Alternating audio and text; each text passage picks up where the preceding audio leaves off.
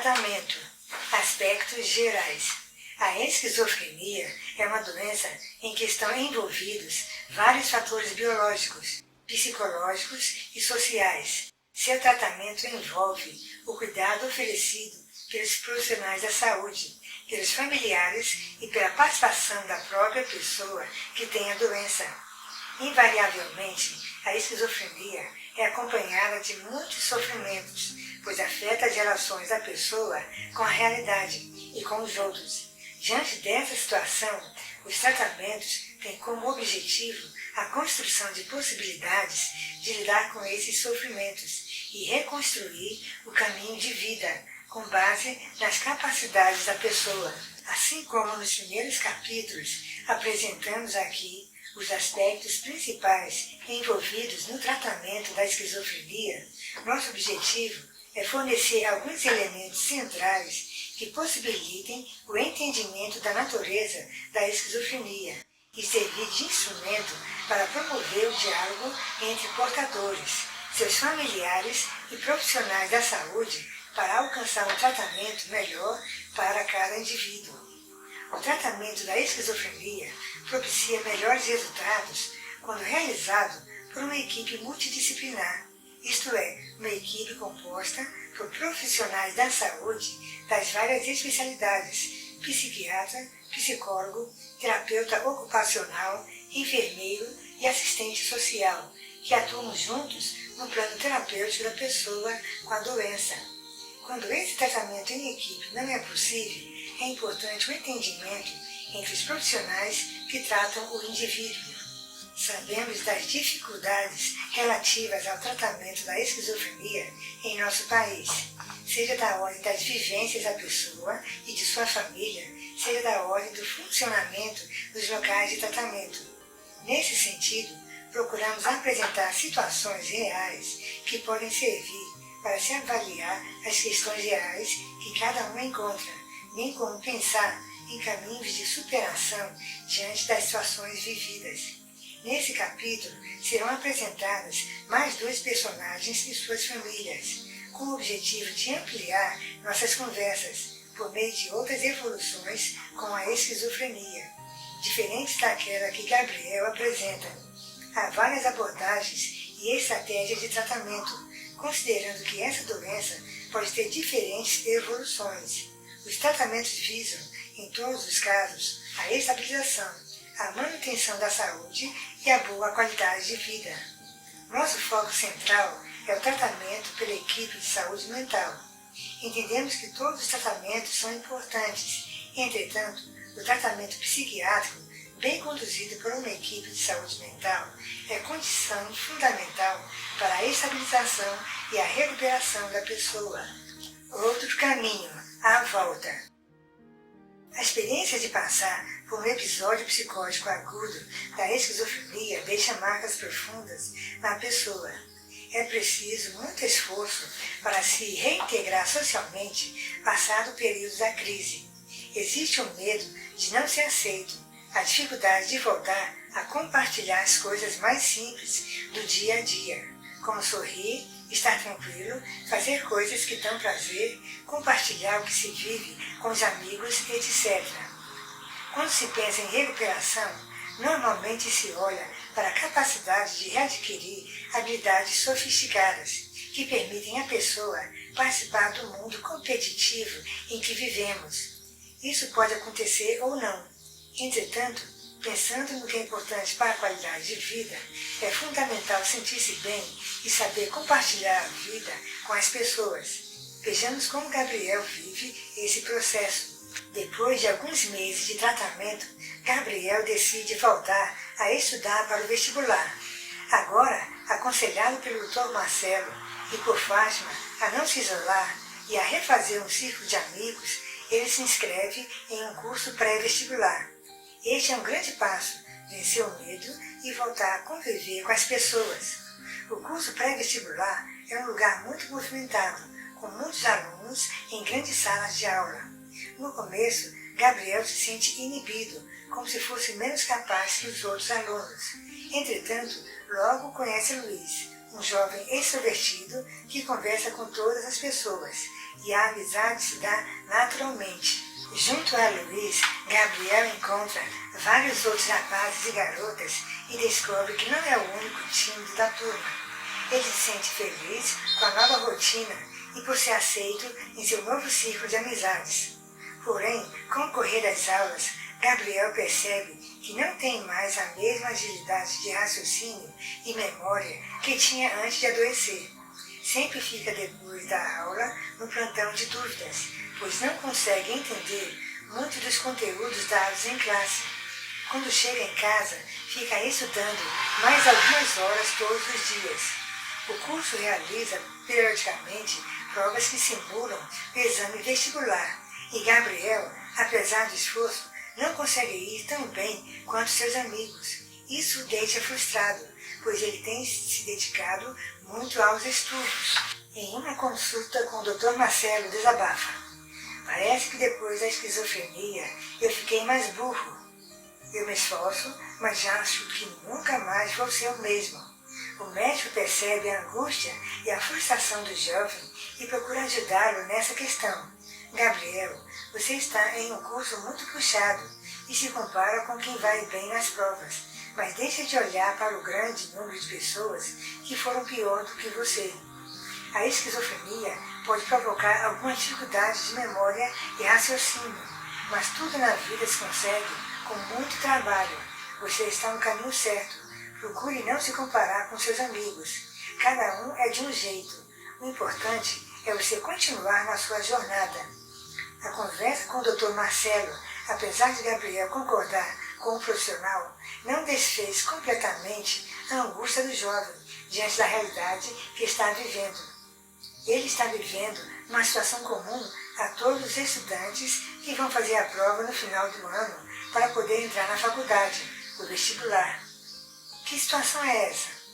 Há poucas vagas e muita procura. Consequentemente, muitos dos concorrentes são reprovados. Isso gera a angústia de querer estar entre os melhores nas provas que o cursinho realiza, pois só os melhores passarão no vestibular. Gabriel não está conseguindo isso. A realidade social que todos nós vivemos é permeada por cobranças e situações de competição. O mundo atual tem essas características. Gabriel tem dificuldades em lidar com essas condições. Ele se esforça para corresponder a essas exigências e sente-se frustrado por não conseguir os resultados que cobra de si mesmo. A realidade social que todos nós vivemos é permeada por cobranças e situações de competição. O mundo atual tem essas características. Gabriel tem dificuldade em lidar com essas condições. Ele se esforça para corresponder a essas exigências e sente-se frustrado por não conseguir os resultados que cobra de si mesmo.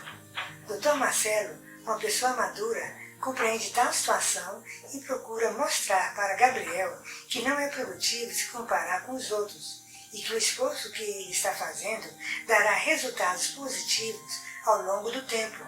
O jovem ouve o que o médico diz, mas não compreende a mensagem que ele quer transmitir.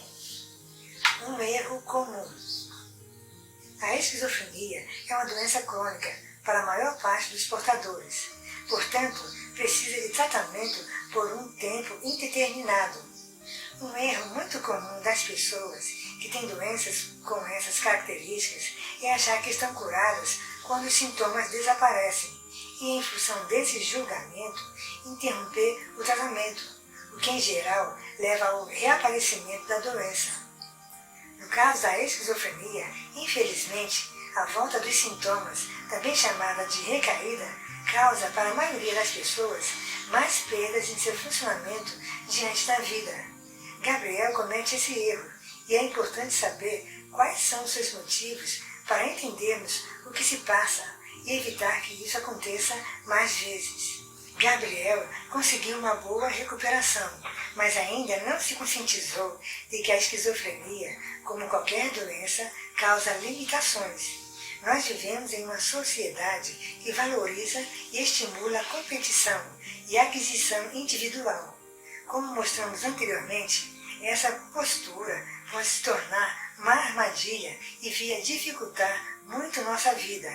Gabriel vive comparando-se com seus amigos e acha que está curado, afinal não sente mais perseguido, não ouve mais vozes, voltou a estudar e tem amigos.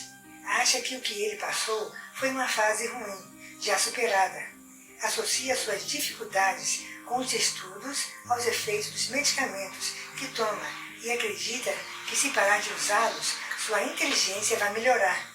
Por isso, para de tomar medicação e não volta às consultas com o Dr. Marcelo, nem às sessões de terapia ocupacional com a Fátima. Seus pais ficam preocupados, mas têm dificuldade em convencê-lo a seguir os tratamentos. Gabriel argumenta que está bem e que os medicamentos afetam seu desempenho. Os pais acompanham seu esforço e também sabem que ele recuperou a vontade de viver. Isso torna a situação ainda mais complicada, pois eles querem que o filho siga sua vida de forma independente. Ainda assim, falam com o Dr. Marcelo, que recomenda que Gabriel não pare a medicação, dizendo que é muito arriscado e que ele pode ter uma recaída da esquizofrenia. Os pais pedem para o jovem conversar com o médico, mas ele se nega. Ele está cometendo um erro muito comum na história das pessoas que têm esquizofrenia. Passados 2 meses dessa decisão, a vida de Gabriel começa a mudar novamente. Vejamos como isso acontece. Ele sempre gostou de literatura e vinha escrevendo há algum tempo poemas e pequenos textos. Escrever é uma habilidade que o faz se sentir igual a seus amigos e até melhor do que eles. Entretanto, com o passar do tempo, sem o tratamento, essa atividade começa a dominar sua atenção. Ele começa a achar que seus textos são muito importantes e que podem mudar a maneira como as novas gerações irão ver o mundo. Esse já é um sinal que denota a volta dos sintomas delirantes. As vozes voltam também, e algumas dizem que ele é um grande escritor, outras dizem que ele é mesquinho por não publicar o que escreve. Dominado por essas vivências delirantes e alucinatórias, Gabriel não mostra seus escritos para os amigos com medo de que cheguem às mãos de grandes escritores, que alguém roube suas ideias. Sente-se cada vez mais acuado e sozinho. Uma característica comum da esquizofrenia é que a pessoa não percebe quando está entrando em uma nova crise. Gabriel começa a comportar-se de maneira muito diferente. Seus familiares percebem a mudança, mas não sabem o que fazer. Seus amigos e amigas também percebem as mudanças e não entendem por que ele tem certas atitudes estranhas. Até Júlia, a irmã que sempre conversou muito com ele, não consegue se aproximar, pois Gabriel não tem consciência de que o que está vivendo é uma crise da esquizofrenia. Não se abre com ninguém. Sua segunda crise é muito mais grave que a primeira. Infelizmente, esse é um resultado comum em consequência da interrupção dos tratamentos e dos cuidados para manter a doença sob controle. Importância da medicação. Um dos principais desafios da medicina em geral é a adesão do paciente ao tratamento como um todo, sobretudo nas doenças crônicas, sendo particularmente difícil no tratamento da obesidade, do diabetes, da hipertensão arterial e dos transtornos mentais, como a esquizofrenia. Acredita-se que mais da metade das pessoas acometidas por essas doenças não faz o tratamento conforme a orientação da equipe médica. Um aspecto consistente do conhecimento a respeito da esquizofrenia é o fato de que o uso de medicações antipsicóticas produz melhora dos sintomas agudos da doença, como delírios, alucinações, insônia e desorganização do comportamento. Além disso, sabe-se também que a continuidade do uso é um dos principais fatores para a prevenção de recaídas. E por que é importante prevenir recaídas? Além do próprio sofrimento de reviver o mal-estar de uma crise, que pode atrapalhar os relacionamentos pessoais, o desempenho acadêmico e profissional e as atividades de rotina, a repetição das recaídas pode agravar e prejudicar a evolução da doença. Quanto maior o número de crises, pior a qualidade de vida e maior o comprometimento nas funções mentais, como memória, atenção, capacidade de organização e vontade para realizar atividades rotineiras. Sabemos que até 80% dos pacientes que descontinuam a medicação antipsicótica podem ter uma recaída no período de 1 ano. Nas pessoas que fazem uso regular da medicação prescrita, o risco de recaídas é significativamente menor. Contudo, é compreensível que em diferentes estágios da doença, o paciente passa a ter o desejo de parar a medicação. Mas afinal, o que pode levar a esse desejo? Em parte, a falta de conhecimento a respeito dos riscos da parada abrupta dos medicamentos pode induzir a descontinuação. Para que isso não aconteça, médico e paciente devem conversar abertamente sobre as consequências de não tomar adequadamente a medicação prescrita. Os riscos devem ser todos esclarecidos. Os efeitos adversos dos antipsicóticos constituem outra causa para a interrupção do tratamento medicamentoso. Nenhuma medicação está livre de efeitos colaterais, da dor de estômago causada por uma aspirina à sonolência causada por alguns antipsicóticos. Felizmente, cada vez mais temos acesso a medicações diferentes com perfis favoráveis de efeitos adversos. Relatar o que você está sentindo para o médico após a introdução da medicação, bem como o profissional questionar diretamente o paciente sobre eventuais sintomas, pode auxiliar na escolha da medicação mais adequada e de melhor perfil em relação aos efeitos indesejados. Muitas vezes, um dos motivos para não querer fazer uso da medicação está relacionado à própria sensação de não se sentir doente, muito comum nos períodos de crise. Um indivíduo me dizia: doutor, por que o senhor insiste em me medicar se não estou doente? Acho que é o caso de espiritismo, e para isso não tem remédio. Não, mas uma coisa é verdade. Da outra vez que tomei esse medicamento, me senti bem melhor. A noção de doença, também chamada de insight, é importante objetivo das consultas e pode ser extremamente valiosa no sentido de aceitação do uso de medicação por parte do doente. Costumo propor para os pacientes que falem abertamente para seu médico sobre eventuais desejos de abandono do tratamento medicamentoso e que ambos tentem primeiramente compreender os motivos, conhecidos ou não, relacionados a esse desejo, para depois escolher a melhor estratégia para lidar com essa situação. Lembrando que, no caso das doenças crônicas, a parada prematura do tratamento é comum e é o principal fator de pior prognóstico. Prevenção de recaída. Na esquizofrenia, a prevenção das recaídas ou das crises é um dos principais objetivos dos tratamentos. É preciso entender sua importância e fazer todos os esforços para evitá-la. Há pelo menos 2 motivos para isso.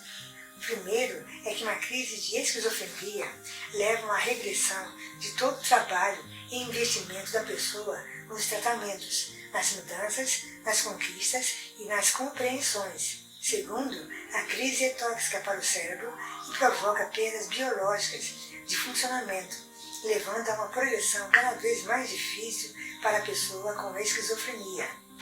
Uma recaída acontece porque a pessoa deixa de tomar medicação e de fazer os tratamentos ou devido a situações de estresse maiores do que sua capacidade de resolução. Na crise, devido ao aumento da dopamina, a pessoa passa a perceber a realidade com uma saliência maior. Os delírios são resultados de associações errôneas de acontecimentos da vida cotidiana que acabam tendo grande relevância para a pessoa, e ela orienta sua vida por meio deles, mesmo que todos digam que o que ela acredita não está acontecendo. As alucinações são experiências alteradas dos sentidos que incomodam a pessoa o tempo todo, confirmando seus delírios. Tratando-se de uma experiência de desorganização interior muito marcante, do ponto de vista cognitivo, comprometendo as atividades e os relacionamentos mais próximos e importantes. A medicação diminui a função elevada da dopamina, amortecendo a saliência aumentada que a pessoa dá para suas experiências. Entretanto, a resolução psicológica ou interior das experiências de uma crise pode levar muito tempo para acontecer. Ela depende de a pessoa perceber que as experiências da crise precisam ser revistas. Isso se dá por meio de insights construídos nas relações terapêuticas e nas relações mais próximas que a pessoa trata com a família e amigos. É comum a expectativa de que, ao tomarmos um medicamento, fiquemos melhores e os problemas desapareçam. Mas, como acontece com doenças que duram muito tempo, e esse é o caso da esquizofrenia, os resultados não são imediatos. Um raciocínio muito comum é o de negar a doença, pois a pessoa acredita nas experiências que vive e não acham que sejam sintomas de um transtorno, e então deixar de tomar os medicamentos. Esse processo acaba se tornando muito difícil, pois a cada recaída a tendência é os sintomas piorarem e ficar mais difícil para a pessoa superar as questões centrais da doença. Com o tempo, esse processo pode passar a ficar crônico e os sintomas mais difíceis de serem tratados. Evitar recaídas é importante para mudar o curso da doença. É importante entender que a resolução dos sintomas depende muito do esforço pessoal para se ter um cotidiano saudável e ativo. Também entender a resolução psicológica precisa de tempo para fazer sentido, e dessa forma as relações de confiança são fundamentais. O processo de evitar recaídas é importante para que, ao longo de significativos períodos estáveis, novas compreensões e vivências saudáveis possibilitem insights e melhorem os sintomas. Ele também é fundamental para a saúde do cérebro da pessoa com esquizofrenia, evitando que um processo degenerativo se estabeleça. Por esse motivo, as medicações são fundamentais e os tratamentos psicossociais são necessários para um cotidiano saudável. As alterações cerebrais que a doença determina e a forma como a pessoa lida com os acontecimentos e os estímulos cotidianos mudam a maneira de ela relacionar com o mundo, e isso precisa ser compreendido para além dos sintomas. Em algumas situações, as alterações cerebrais dificultam muito o processo de recuperação do indivíduo para voltar ao que era antes. Apesar de ser muito difícil, é fundamental que a pessoa e a família entendam isso para que possam construir novas possibilidades a partir das mudanças que a pessoa trouxe.